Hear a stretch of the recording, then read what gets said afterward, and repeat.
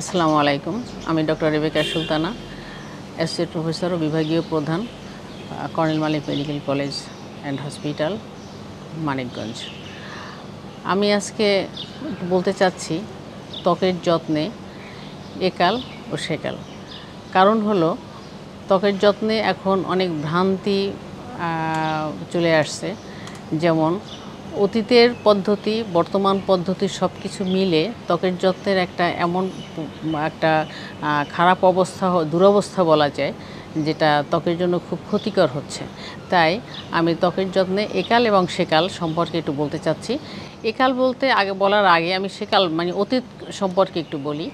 অতীতে ত্বকের যত্নে কি করা হতো আমরা বিভিন্ন নাটকে, সিনেমায় দেখে থাকি। কিছুদিন আগে আমি একটা জমিদার বাড়ি, একটা রিসোর্টে গিয়েছিলাম। ওখানে একটা পুকুর ঘাট দেখলাম। তা পুকুর ঘাটটা দেখে আমার মনে হয়েছে যে এইটা মনে হয় জমিদার বাড়ির মেয়েদের জন্যই এই পুকুর ঘাটটা করা হয়েছিল। এবং সেই পুকুর ঘাটের যেই ডিজাইন, ওইটা দেখে মনে হচ্ছে তারা কিভাবে রূপচর্চা করত। বিভিন্ন স্টেপে স্টেপে হয়তো দাদি নানিদের জন্য একটা, মা খালাদের জন্য একরকম, ছেলে মেয়েদের জন্য একরকম, নাতি নাতনিদের, তারা বিভিন্ন রকমের বিভিন্ন জায়গায় বসে বসে প্রসাধনী কীভাবে বা মুখের চর্চা কীভাবে করতেন, এই রকমের পরিস্থিতি যেটা আগেকার করতো।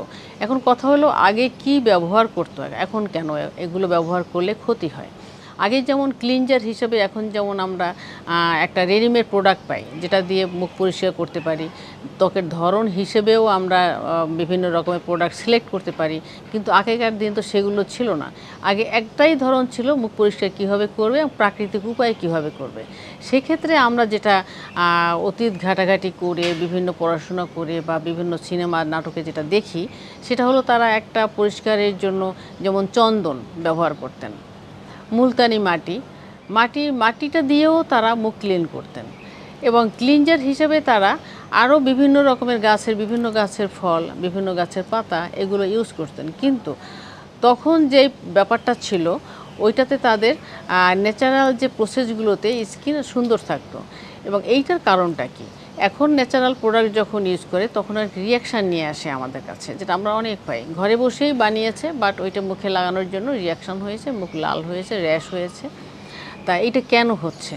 এইটার মেইন কারণ হলো আগেকার ত্বকের যে ধরন ছিল এখন সেটা নেই। আগেকার ত্বকের মধ্যে যে লাবণ্য ছিল, আগেকার ত্বকের যেরকম সিম্পল ত্বক ছিল, যেমন আগেকার মহিলারা ঘরের মধ্যেই থাকতো, অন্দরমহলে থাকতো, ধুলাবালির সান এক্সপোজার কম হতো এবং বিভিন্ন রকমের প্রসাধনী না করে ওরা ঘরে তৈরি প্রোডাক্টটাই ব্যবহার করতো, যে কারণে তাদের ত্বক তখন রিয়াকশান হতো না, রিয়াক্ট করতো না এবং ভালো থাকতো।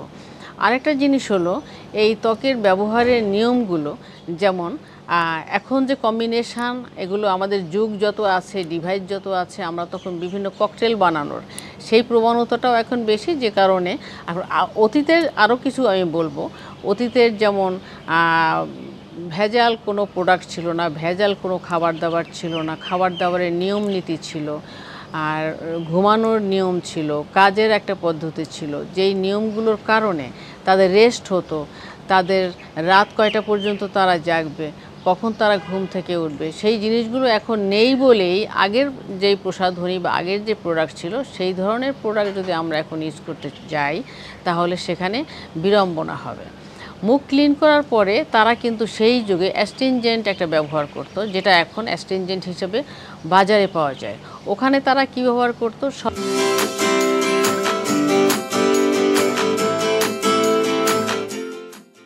শশা, মধু, এগুলো মিক্স করে তারা একটা অ্যাস্ট্রিনজেন্ট বানাতো, এটা মুখে লাগাতো, সেটা মুখের স্কিনের জন্য খুবই ভালো। তারা ময়েশ্চারাইজার কী ব্যবহার করতো, সরিষার তেল, সিম্পল সরিষার তেল দিয়েও তারা ময়েশ্চারাইজারের কাজ করতো, যেই ময়েশ্চারাইজারটা তাদের স্কিনকে সফট রাখতো। এবং গোসলের আগে সরিষার তেল মালিশ করা, এটা আমাদের ছোটোবেলাও আমরা দেখেছি। বাট ইদানিংকালে সেই সরিষার তেল যখন মালিশ করে তখন গায়ে র্যাশ উঠে যায়। কাজেই অতীতের জিনিসগুলোর সাথে এখনকার আমাদের কোনো মিল হয় না। এই জন্য সেকালের যে জিনিসগুলো ছিল, যেহেতু সেকালের মানুষগুলো এখন নেই, সেকালের বিদ্যাবুদ্ধি এখন নেই, সেই জন্য সেকালের পদ্ধতিটা আমরা এখন ইউজ করলে বিড়ম্বনা হয়, তাই সেটা আমাদের বাদ দিতে হবে। এখন একালে আসতে হবে। একালে আমরা যেটা করব, এখন যেহেতু আমরা রেডিমেড পাচ্ছি এবং আমাদের হাতে সময় কম, আমরা এত কিছু মিলিয়ে বানানো আমাদের কোথায় সময়, আমরা রেডিমেডটাই নিব। তবে সেটা কি প্রোডাক্ট, কোথাকার প্রোডাক্ট, জিঞ্জিরা বানালো কিনা বা অরিজিনাল কিনা বা এটা স্কিনের জন্য সুটেবল কিনা, এই জিনিসগুলো দেখে তারপরে ব্যবহার করতে হবে। আর হলো ময়েশ্চারাইজার, অ্যাস্ট্রিনজেন্ট তো গেল। ময়েশ্চারাইজারও সেম। ময়েশ্চারাইজার ক্ষেত্রেও আমরা ওইরকম আমরা অ্যাডভাইস করব স্কিনের ধরন বুঝে কি প্রোডাক্ট, সেটা বিভিন্ন দাম ভেদে। খুব দামি জিনিস যে সবসময় হতে হবে তা কিন্তু নয়। কম মূল্যেও যদি অ্যাপ্রোপ্রিয়েট প্রোডাক্ট হয় এবং সেটা যদি ভেজাল না হয়, যদি পিওর হয়, তাহলে কিন্তু সেটাও সুটেবল হতে পারে। আমি এমনও পেশেন্ট পাই, তারা ছোটোবেলা থেকেই পমেট লাগাতো মুখে, সে পমেট লাগিয়ে এখনও চলছে, তার কোনো প্রবলেমই হচ্ছে না। তা এই রকমের অল্প দামের অল্প জিনিস দিয়েও কিন্তু ভালো থাকা যায়। আর এই যে ময়েশ্চারাইজার ছাড়া আমি আজকে একটু খুব ভালো একটা এমফেসাইজ দিতে চাই, সেটা হলো বাইরে বের হলে আমাদের ত্বক বেশি খারাপ হচ্ছে। তা বাইরে বের হলে কী প্রোটেকশান নিয়ে আমাদের বাইরে বের হওয়া উচিত? অবশ্যই ত্বকটাকে রক্ষা করার জন্য যতদূর সম্ভব ঢেকে যাওয়া যায়, একটা সানগ্লাস পরা যায়, বড় সাইজের একটা মাস্ক ইউজ করা যায় অথবা ক্যাপ পরা যায় এবং হাতে একটা ছাতা নেওয়া যায়। এছাড়াও একটা ভালো সানস্ক্রিন ব্যবহার করা যায়। সানস্ক্রিনের ব্যাপারে আমি বলবো, একটু ভালো ব্র্যান্ডের নিতে আমি সবসময় বলি, অন্যগুলো যাই হোক, সানস্ক্রিনটা কিন্তু যদি রিয়াকশান হয়, সানস্ক্রিনটার প্রোটেকশান যদি SPF ভালো না থাকে এবং সেটা যদি যখন বাইরে বের হবে, আউটডোরে যাবে, সেখানে অয়েল প্রুফ, সেখানে ওয়াটারপ্রুফ সানস্ক্রিন ইউজ করতে হবে। ওয়াটারপ্রুফ সানস্ক্রিন, ফিজিক্যাল সানস্ক্রিন পাওয়া যায় মার্কেটে। এটা বুঝে, ধর বাইরে বের হলো, সে 4-5 ঘন্টা বা 7 ঘন্টা বাইরে থাকবে, তখন ঠিক ওই রকম SPF এবং ওই রকম ফিজিক্যাল সানস্ক্রিন লাগিয়ে তারপর বের হতে হবে। সানস্ক্রিনটা কখন লাগাবে? বের হবার সাথে সাথে লাগালেও কার্যকারিতা হয় না। আমরা বলি আধা ঘন্টা আগে লাগানোর জন্য, বাইরে যাওয়ার ঠিক আধা ঘন্টা আগে। এবং থিকনেস আছে একটা, অল্প সামান্য একটু নিয়ে ময়েশ্চারাইজারের মতো লাগালেও হবে না। কতটুকু থিকনেসে সেটাও আমরা বলে দিই রোগীদেরকে, একটু বেশি পরিমাণে লাগাতে হয়, বেশি থিকনেসে লাগাতে হয়। এবং যাদের অয়েলি স্কিন, তাদের অয়েলি স্কিনের জন্য যেটা পাওয়া যায় অয়েল ফ্রি, সেইটা ব্যবহার করবে। যাদের ড্রাই স্কিন, তাদের অয়েল বেস সানস্ক্রিন যেটা ব্যবহার করবে এবং সানস্ক্রিনটা প্রপারলি ব্যবহার করবে। কত ঘন্টা এফিকেসি সেটা বুঝে বারবার দরকার হলে আবার ব্যবহার করবে। তো এইটা যদি মেনে চলে তাহলে কিন্তু প্রোটেকশানে অসুবিধা হয় না। বাইরে থেকে ঘরে ঢুকে অবশ্যই মুখটা ক্লিন করতে হবে এবং ভালো একটা ক্লিনজার দিয়ে সেটা মুখ পরিষ্কার করতে হবে। আবার সেই একই কথা, মুখ পরিষ্কার করে ময়েশ্চারাইজার লাগাতে হবে। এবং সবচেয়ে বড় কথা হলো মেকআপের ক্ষেত্রে আমি একটু কথা বলি, যে মেকআপটা যখন খুব একান্ত মিডিয়াতে বিশেষ করে যারা কাজ করে বলে যে আমাকে তো মেকআপ নিতেই হয়, সেক্ষেত্রে নিতে হবে। সেই মেকআপের ক্ষেত্রেও যখন তার কোনটা সুটেবল সেটা বুঝে স্কিনের সাথে টেস্ট করে তারপর সেটা তার ইউজ করতে হবে এবং সেটা স্বল্প সময়ের জন্য, আমরা বলি যতটুকু সময় দরকার, এরপর মুখটা ক্লিন করে আবার মুখটা ময়েশ্চারাইজার লাগাবে।